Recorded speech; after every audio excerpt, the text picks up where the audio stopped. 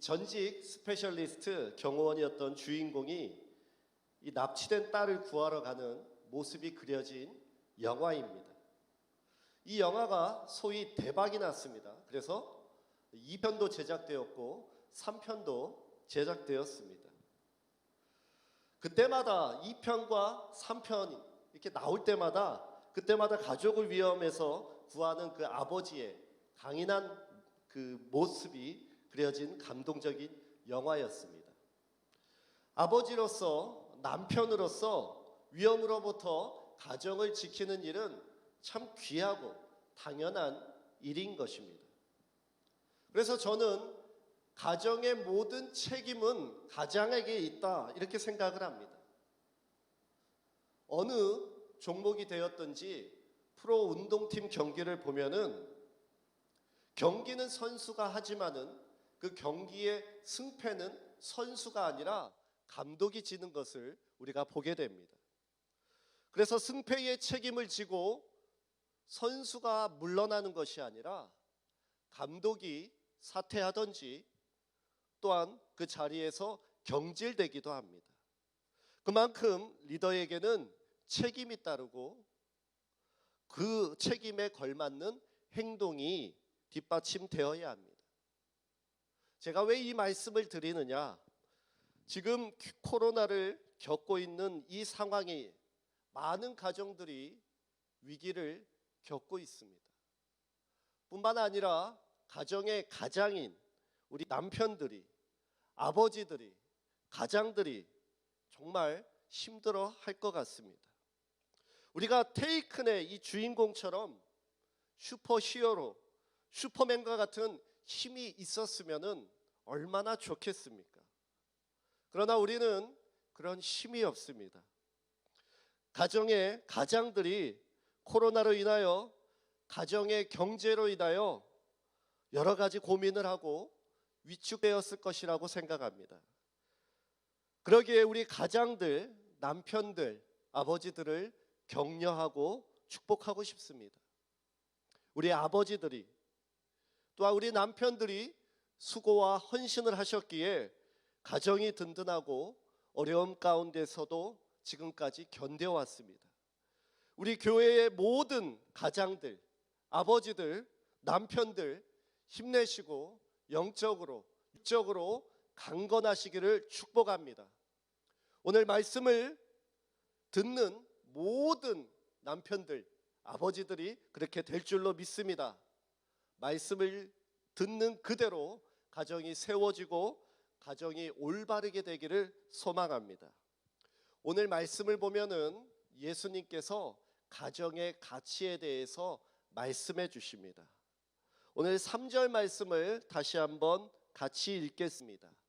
바리새인들이 예수께 나와 그를 시험하여 이르되 사람이 어떤 이유가 있으면 그 아내를 버리는 것이 옳으니까. 우리가 예수님 앞에 나아오는 목적은 예수님의 말씀을 듣기 위함입니다. 그분을 찬양하고 그분 앞에 예배를 드리기 위해 우리는 예수님 앞에 나아옵니다. 그러나 바리새인들이 예수님 앞에 나아온 목적을 그를 시험하여라고 되어 있습니다. 사단이 예수님을 시험하였듯이 바리새인도 예수님을 시험하고자 하였습니다. 그러나 예수님은 어떤 시험에도 넘어지지 않으셨습니다. 오히려 시험하고자 했던 바리새인들을 당황하게 만드셨습니다. 바리새인들은 성경의 여러 곳에서 예수님을 시험하고자 하였습니다.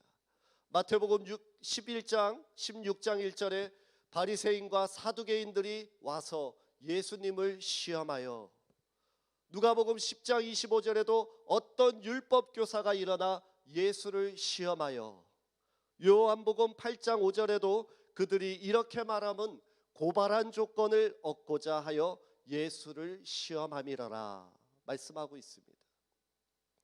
우리는 예수님을 시험하면 안 됩니다. 우리는 성령의 역사를 통하여 전해지는, 우리에게 들려지는 그 하나님의 말씀을 듣고 우리는 그대로 살아야 될 줄로 믿습니다.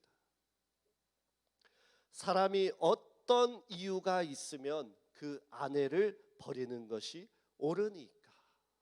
오늘 바리새인이 예수님을 시험하는 문제도 참 어렵고 대답하기 힘든 질문이었습니다. 이유만 있다면 아내를 버려도 됩니까? 라는 질문이었습니다. 이혼이라 묻지 않고 아내를 버려도 되냐고 물었습니다. 이 질문을 보아서 이 당시에 아내들이 남편들에 의해서 자주 쉽게 버림을 받아왔다는 것을 우리는 알 수 있습니다.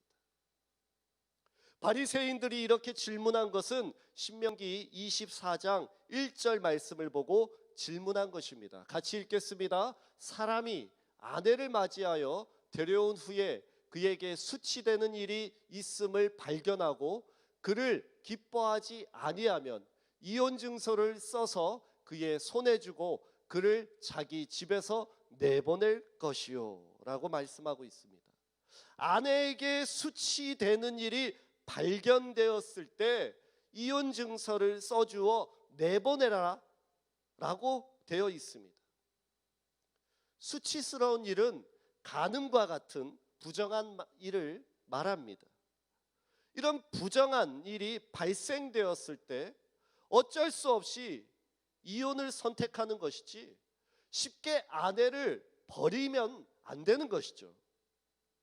그러니까 이 말씀은 아내들이 최대한 버림받지 않게 하려는 그 하나님의 의도를 우리가 알 수 있습니다.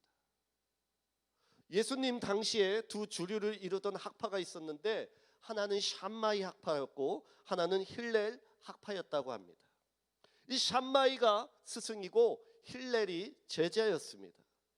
샴마이 학파 사람들은 신명기 24장 1절 말씀처럼 간음과 같은 수치되는 일이 발생하였을 때 이혼 사유가 된다고 생각하였습니다.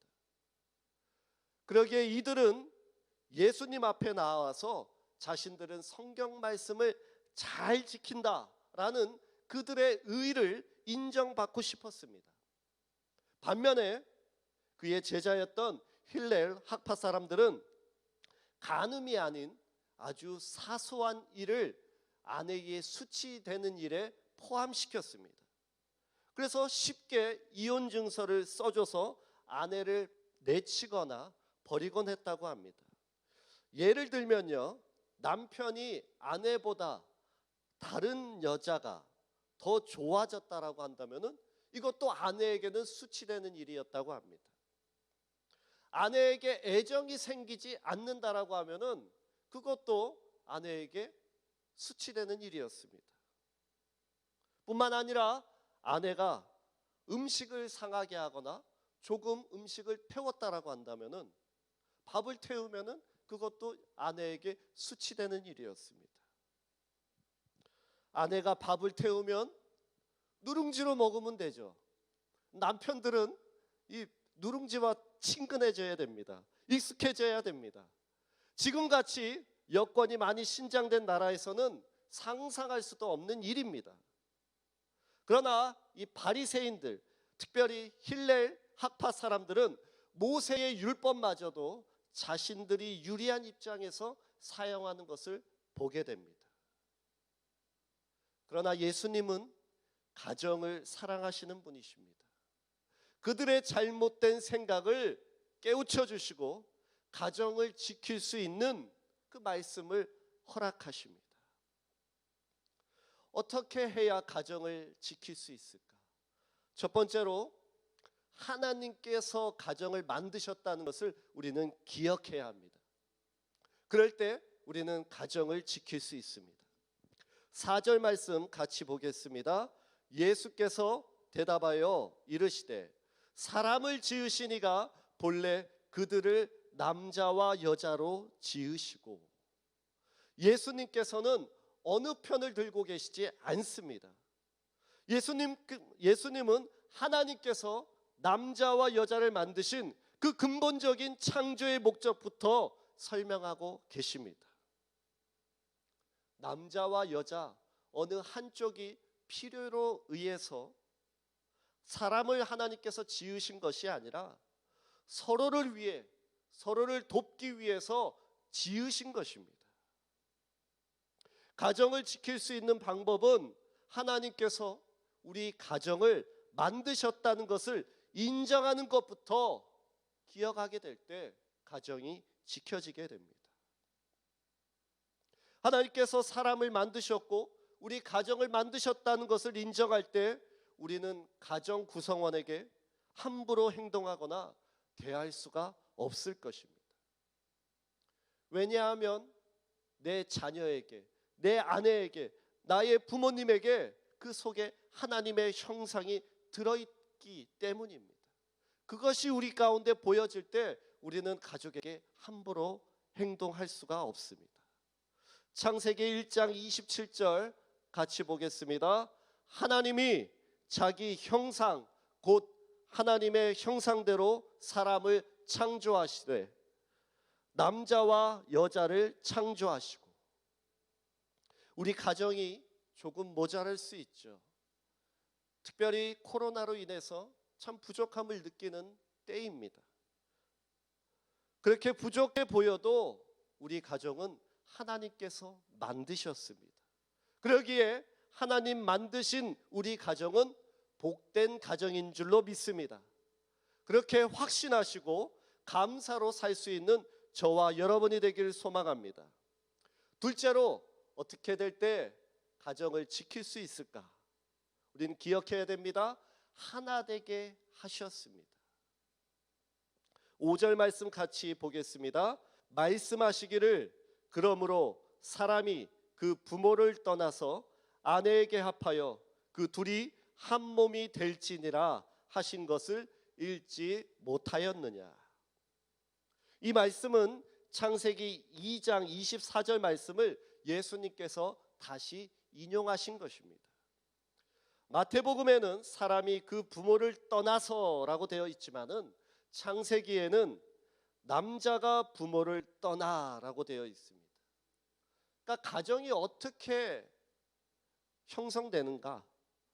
성인이 된 남자가 부모를 떠나서 여자인 아내와 합하여 한 몸을 이루는 것이 성경이 말하는 가정인 것입니다.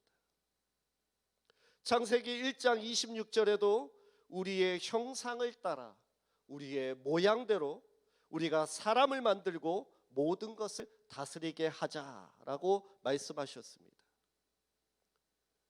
우리는 삼위일체 하나님을 믿습니다.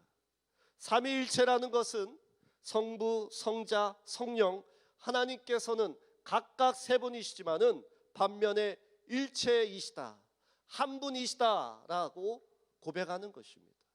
그럴 뿐만 아니라 그 세 분은 공동의 사역을 하신다는 것을 말합니다. 이와 같이 남자와 여자도 각각의 몸이지만은 하나님께서 연합되신 것 같이 한 몸이 되어야 한다고 분명하게 말씀해 주십니다. 가정만 한 몸이 되어야 하겠습니까? 아닙니다. 교회도 한 몸이 되어야 합니다. 가정이 하나 되듯이 교회도 한 몸인 것입니다. 에베소서 5장 30절 말씀입니다. 같이 읽겠습니다. 우리는 그 몸의 지체임이라. 바울은 교회의 성도를 향해서 그리스도의 몸이라고 표현합니다. 하나님께서 말씀하신 성경적인 기준은 분명히 남자와 여자가 합하여 한 몸을 이루는 것이 가정이라고 정의하셨습니다. 그러나 우리가 사는 세상은 어떻습니까?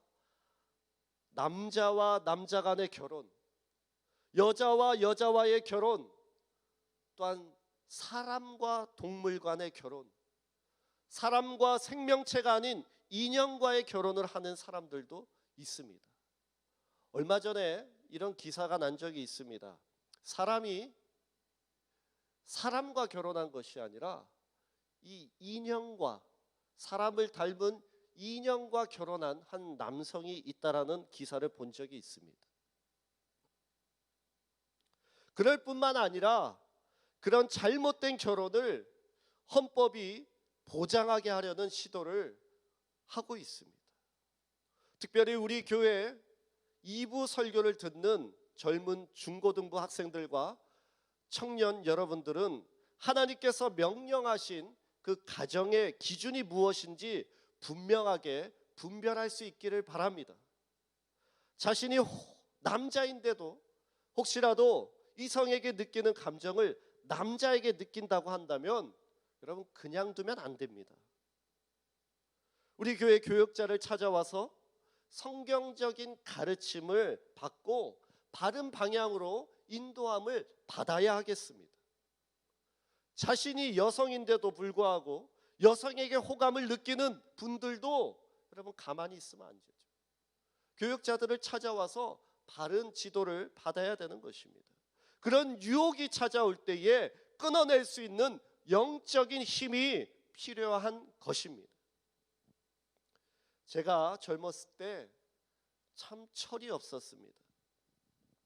그래서 간혹 가다가 부끄러운 일이지만은 부모님께서 해결해 주셔야 되는 그런 일들을 가끔 만들곤 했습니다.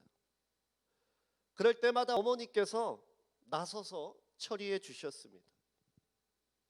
그런데 생각해 보십시오. 만약 부모님도 도움을 줄 수 없을 정도의 그런 큰 일이 제가 그런 일을 만들었다고 생각해 보십시오. 제가 그런 일을 저질렀다고 한다면 어떻게 하겠습니까? 또한 자녀가 맨날 그런 일들을 만들고 다닌다고 한다면 어떻게 되겠습니까? 아무리 좋은 부모님이라 할지라도 부모님이 할 수 있는 일, 그 한계를 넘어서면은 부모님도 어쩔 수 없는 것이죠. 포기할 수밖에 없는 것입니다. 저는 성경에서 가장 무서운 구절 중에 하나가 로마서 1장 24절이라고 생각합니다. 같이 한번 읽어보겠습니다. 그러므로 하나님께서 그들을 마음의 정욕대로 더러움에 내버려 두사 그들의 몸을 서로 욕되게 하게 하셨으니.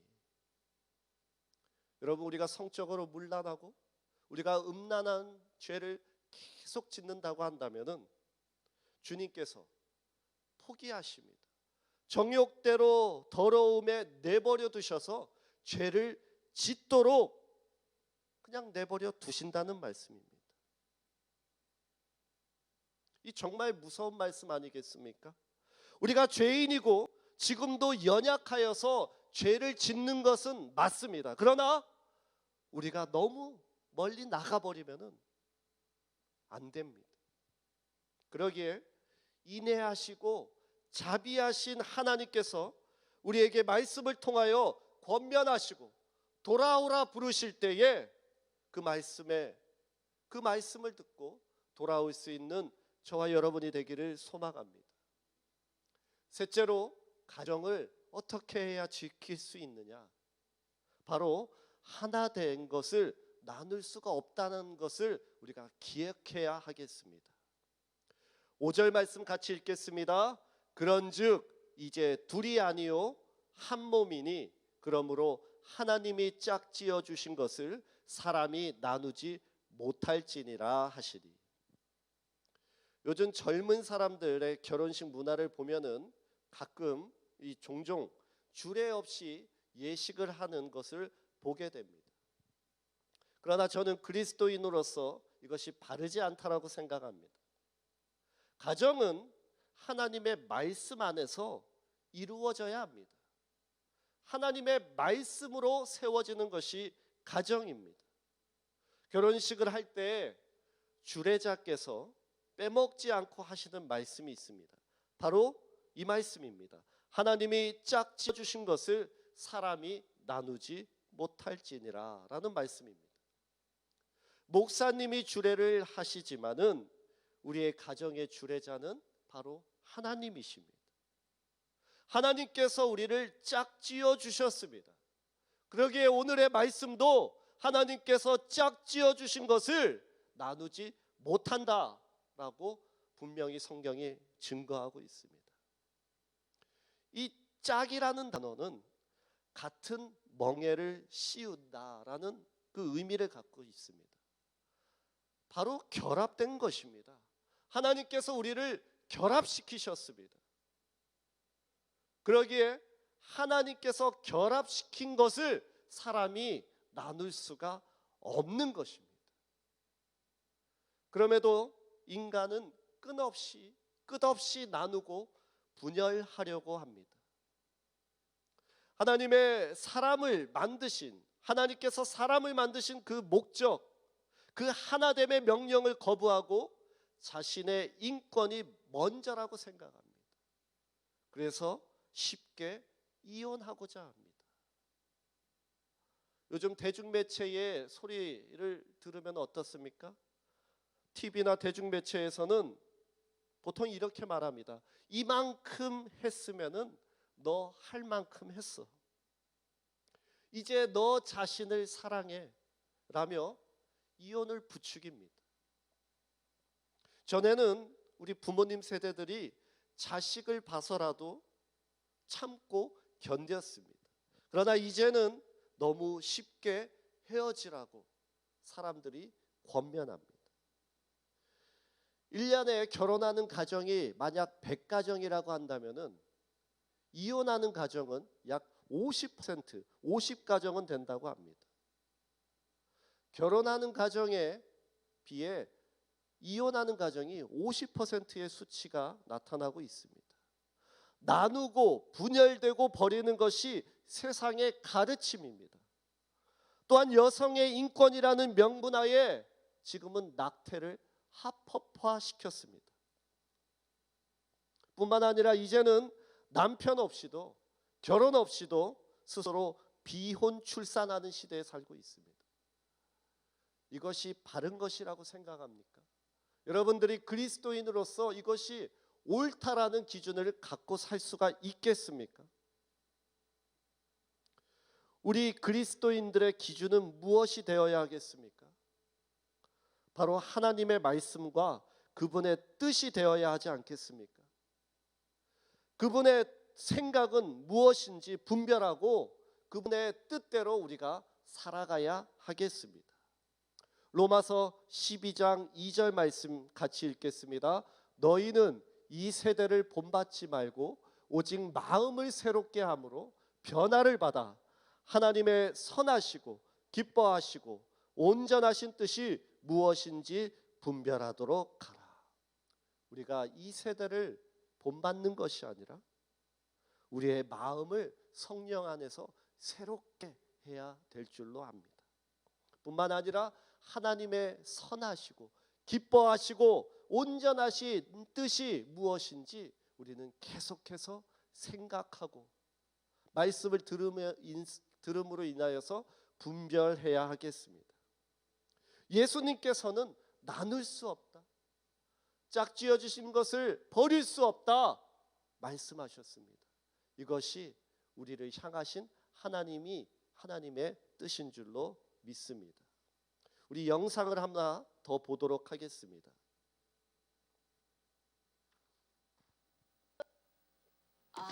She looks excited. I'm so excited because I love mess. For some reason, I have so much stuff. We feel stressed at home because of the clutter. It's overwhelming. Hello, I'm Maria Kondo. 私のミッションは片付けによって世界をときめかせていくことです。Hello.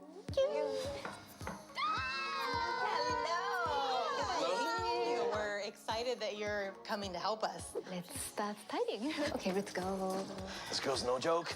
Most of this is just random stuff. This is mortifying. All this stuff is crazy. We have too much stuff. It's official. Hold each item and choose item that spark joy for you. Spark joy. It's not as easy as I thought it was gonna be to let go of some of this stuff. This is kind of hard. There's no space. It's hard for me to feel like this is an actual home. We're on board. We want to change. I just want it to be strong enough to change me. でこんな風にした後に半分に折ったら次は3分の1くらいに畳んでいきます。 Oh my gosh. Okay. I can let it go. Arigato. I am going to figure out what sparks joy in my life. I can't believe you can touch the carpet at the same time. I'm just seeing and looking at things completely from a different perspective. New day, new joy. Thank you for being here for us and wanting to help us because I'm ready for it. I know that we're ready for it. I hope you know how much this means to me. Moment of truth. Here we go. 그 미국 그 넷플릭스에 상영되는 그 드라마인데요. 그 프로그램인데요.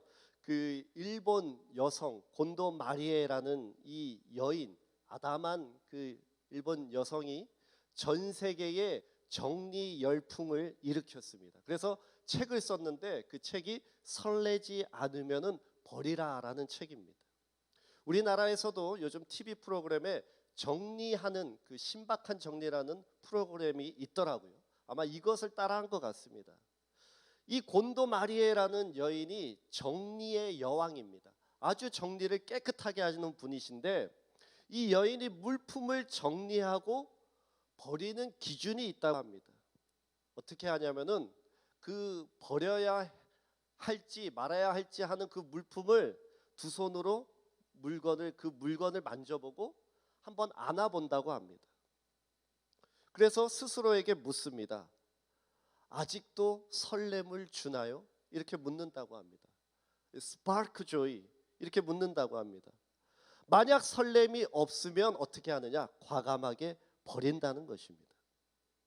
저는 이 말이 정리에는 좋을 수 있겠다라는 생각을 했습니다. 정리할 때는. 그러나 이 말이 조금 섬찟하게 들리기도 했습니다. 만약 하나님께서 이 여인이 물건을 버리는 그 기준을 가지고 우리에게 그대로 적용하셨다라고 한다면은 우리를 버리지는 않으셨을까 이런 생각을 해봤습니다. 우리 같이 흠이 많고 쓸모없을 때가 많고 질그릇과 같은 존재들은 버림받지 않았을까? 왜냐하면 세상에는 너무 좋은 인재들이 얼마든지 많기 때문입니다.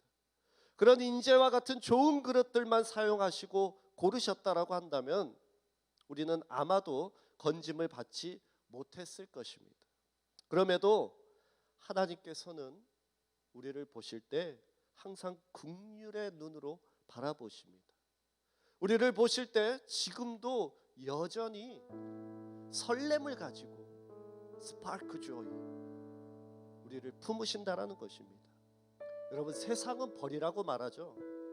더럽고 보기 좋지 않은 것들을 버리라고 말합니다. 그러나 하나님의 형상을 닮은 우리를 어떻게 하나님께서 버릴 수 있겠습니까? 여러분 자녀가 혹시라도 부족하고 장애가 있다 할지라도 그 자녀를 버리는 부모가 어디 있겠습니까? 가정을 어떻게 버립니까? 자녀를 어떻게 내팽개칩니까?